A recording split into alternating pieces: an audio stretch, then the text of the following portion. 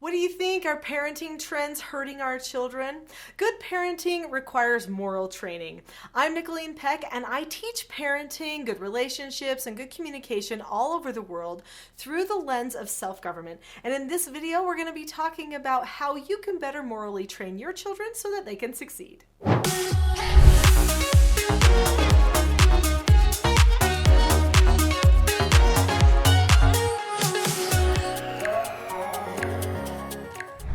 In this video, I'm going to be talking about what happens when we don't properly morally train our children, but then also I'm going to be sharing with you what we can do to morally train the hearts of our children too. There are key principles you're going to want to keep in mind. Parenting trends are hurting our children morally and even physically. There are so many things that parents are promoting, or sometimes even advocates for parents are promoting, that really are not sound for our children because they are amoral. Amoral training creates selfishness, entitlement, and oftentimes even hopelessness. Without morality, a person does not have anything to hold on to. And I'm not talking about any particular religious or belief practice. I'm talking about just straight morality. So what is morality? Morality is your measuring stick for what is right and wrong, good and bad, true and false. In fact, when I was raising my children, I realized that that lesson in what is right, wrong, good, bad, true, false was the most important lesson I would ever teach them. It was the core of anything that they would learn. Have you ever wondered why it's been the tradition for children not to start going to school until they usually reach the ages of about 5 or 6 years old? Well, the reason is because the parents usually give the child the core. In the beginning, they give them that moral training so that they can discern everything around them, socially as well as academically. Education involves a lot of information, but that doesn't mean that it's always true. So much of it is hypothesis, and so we have to have some sort of way to discern what we're learning and whether we want to take it in as truth or not. The only way to do that is to prepare someone ahead of time to ask good questions and to be able to see moral examples of moral absolutes.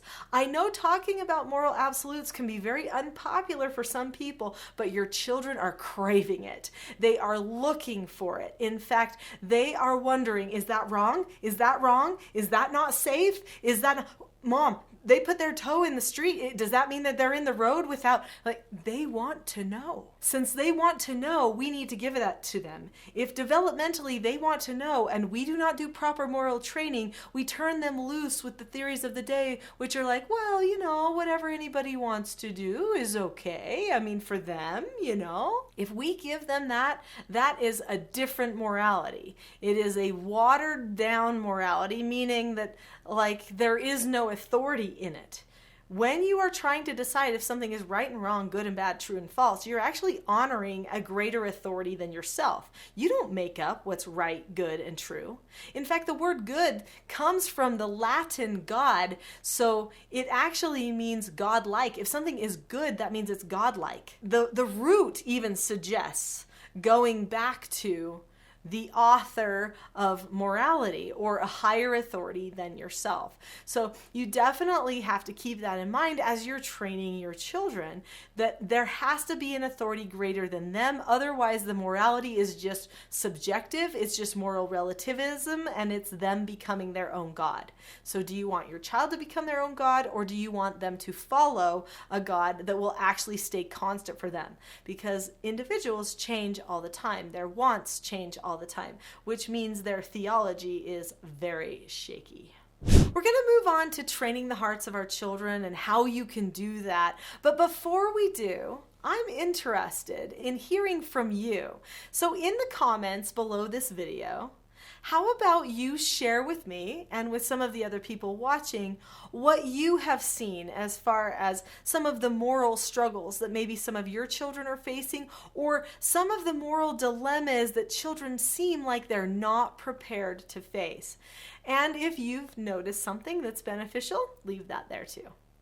When training of children is amoral and they become their own authority or their own God, then what happens is we end up pacifying a person's needs or wants instead of actually training a heart. If you're going to train a heart of a person, then they have to feel like they are in alignment with truth. That's the only way that they have peace.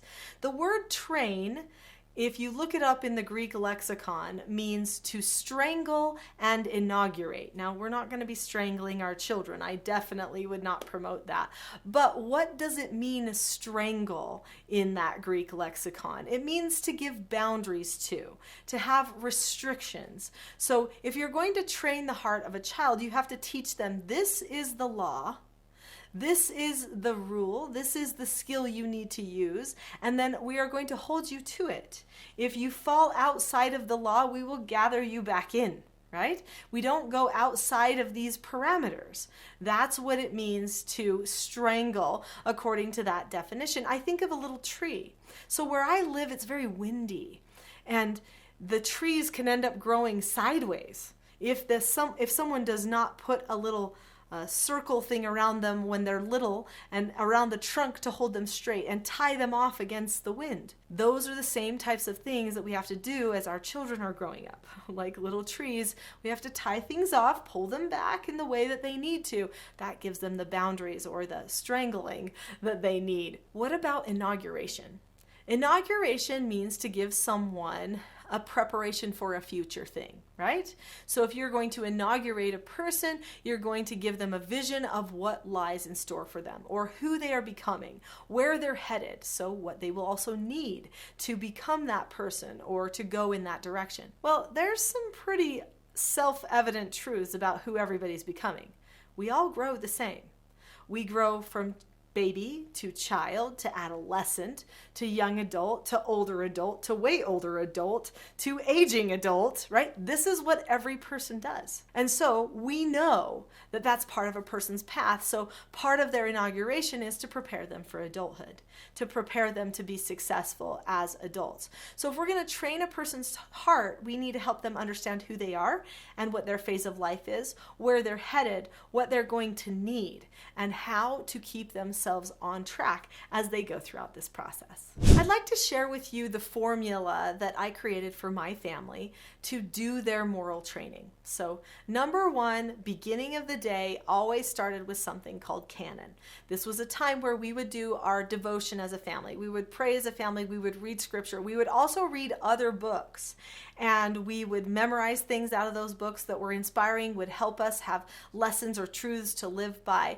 But we would also discuss the stories and the characters in these classical books and where they were at with their morality. Were they doing something that was right or wrong, good or bad? Were they seeing a truth or not? Were they following after something that was false? And we would discuss that. In fact, all TV, all books, we have always discussed all of those things as a family. I call it discussing deeper. So anything that we see or encounter, whether it's within our faith, within our studies, within our social groups, or within our family unit, we discuss deeper, which means we take it back to the core, even if they're older than 5 years old. In fact, that need for core development never diminishes. No matter if a person is in their later years of life, they still come back to the core to help them make sense of everything that they're seeing happen around them in the news and in their social circles. The next thing that I did was I deliberately created a family culture that centered around family bonding. That meant that we pushed out a lot of other distractions. We didn't spend a lot of time in front of devices or TV. Instead, we spent a lot of time together. I wanted them to see real relationships.